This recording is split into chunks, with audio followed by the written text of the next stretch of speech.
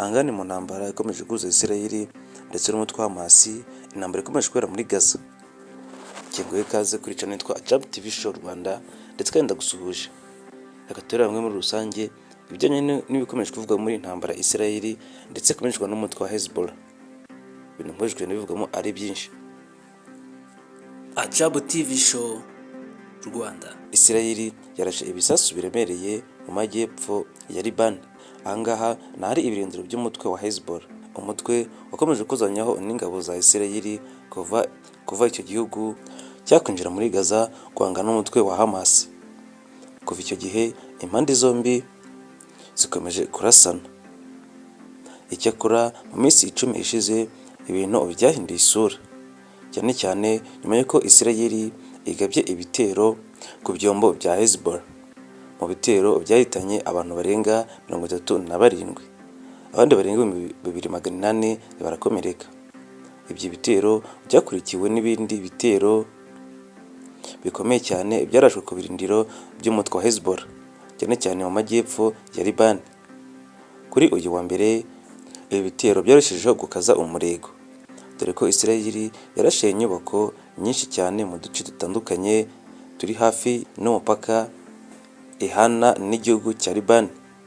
Ivuga yuko ari ibirindiro by'umutwe wa Hezbollah. Ingabo z'iki gihugu zasabye abarenga 80,000 batuye mu majyepfo ya Liban guhunga.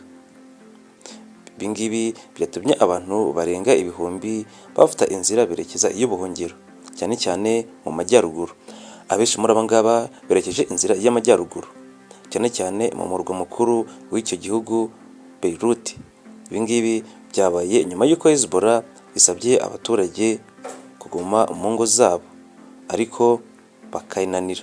Ibitero Isirayeli iragabye kuri Hezbollah nibyo bya mbere bikomeye iki gihugu kigabye kuva impande zombi zakwinjira mu ntambara karundura yarwanywe kuva mu 2008. Hezbollah nayo yarashe muri Isirayeli gusa mu bisasu birenga 100 byarashwe. Ibyishi byafashwe n'ubwirinzi bwa Isirayeli ntabwo bwabashije kugwa hasi. Minisitiri w'ubuzima muri Liban yemeje yuko abarenga 182 bamaze kugwa muri ibi bitero bya Isirayeli, abandi barenga 727 barakomereka. Amakuru avuga yuko Isirayeli iri gutegura ibindi bitero mu majyepfo ya Liban, mu gikorwa ivuga yuko kigamije guca intege umutwe wa Hezbollah ku rwego rwo hejuru. Umutwe ushinja cyane umugambi wo kuyitera wari urimo gutegura. Benshi mu bakurikirana iby'iki kibazo bavuga ko Hezbollah iri kwanga kwinjira mu ntambara yeruye na Isirayeli, cyane cyane nyuma yo gutakaza abarwanyi bayo bakuru. Abenshi baguye mu bitero byagabwe ku buyombo byabo, abandi bagakomereka, abandi bakomereka bikomeye ku buryo nta musanzu batanga muri iyi ntambara.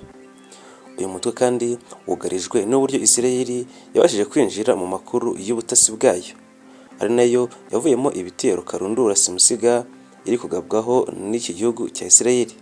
Aya makuru yafashwe ubwo Isirayeli yari yamaze kuyumviriza ibiganiro by'abarwanyi b'uwo mutwe bitegura, ndetse n'ibikoresho byari byashyizwe muri ibyo byombo. Isirayeli ikunze kuvuga ko yinjirira cyane ibiganiro by'imitwe itandukanye ndetse n'ibihugu mu gisirikare cyabo, by'umwihariko biciye mu butasi bwayo Mossad, bukunda gufatwa nk'ubutasi bwa mbere ku isi cyangwa se mu butasi bwa mbere butanu bukomeye. Isirayeli kandi yari imaze iminsi iri kuvuga mu guhitana umuyobozi mukuru wa Hamas umaze iminsi atowe, dore ko kandi bikomeje kuvuga ko Isirayeli ari umwanzi ukomeye cyane w'ibihugu byinshi biri ahangaha muri kano gace. Dore ko kandi Isirayeli yavuze ko izakora ibishoboka byose abatavuga rumwe nayo ndetse n'inshuti yayo Amerika bikunze gufatwa aho ari umurwanyi wabo mukuru cyangwa se umuterankunga, bazakora ibishoboka byose bakamurwanira hasi kubura hejuru. Nyuma yo kurasa kuri Hezbollah bavuze ko hari byinshi bikomeje kuba byatangazwa, ndetse ko azakora ibishoboka byose ku buryo umuntu wese utavuga rumwe na Isirayeli cyangwa se ushaka kuzayinuganuga ariyo cyangwa se n'abandi bari muri OTAN n'abandi bose batavuga rumwe na Amerika n'abari muri OTAN bose muri rusange ko bazabiryozwa. Binyuze mu butasi bwayo Mossad bukomeye cyane ku isi, bakomeje guhigwa hasi kubura hejuru umwanzi wese uri mu batavuga rumwe na Isirayeli, cyane cyane abari muri uyu mutwe wa Hezbollah. Ahangaha intambara ikomeje kubera muri Gaza yo ikomeje gufata indi ntera. dore ko bivuga ko abantu bamaze gupfa batangazwa ari bake cyane ugereranije n'abantu bakomeje gupfa, ahubwo nabo bakomeje mu byabo ngo ni benshi cyane ugereranije, ahubwo ngo abamenyekana bo ngo ushobora gusanga ari bake cyane, kuko ngo abaturutse hirya no hino mu byaro bajya kure mu gushaka imibereho ndetse n'ubuhungiro bo ngo ntabwo bakunze kuba bavugwa.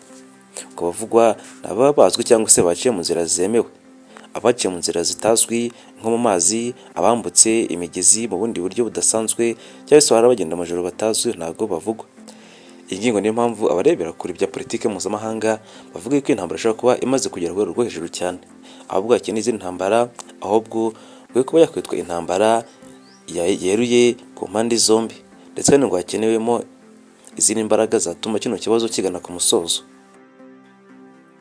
Mwese ndabashimiye gukurikira Jab TV Show Rwanda, Imana ibarinde.